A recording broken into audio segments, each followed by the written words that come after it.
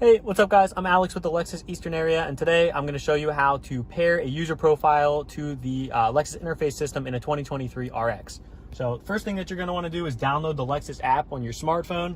Once you have the Lexus app, create your username and password, and then from there you can select add vehicle and it'll take you to a screen that looks like this.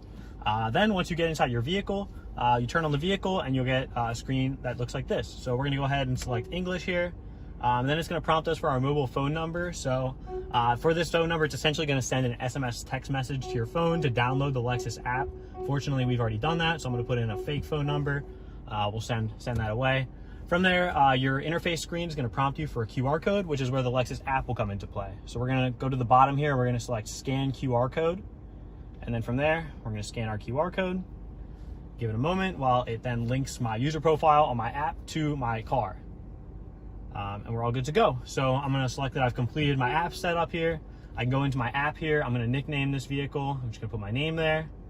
And then I'm going to save the changes. And then we should be good to go. So from there, then you then have the option to opt into your connected service trials, such as Safety Connect, Service Connect, Remote Connect, your Wi-Fi, as well as your Drive Connect.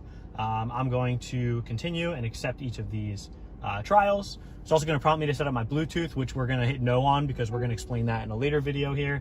But once you've accepted all of your connected service trials here, your setup should be complete. So I can go into my settings cog here on my interface screen.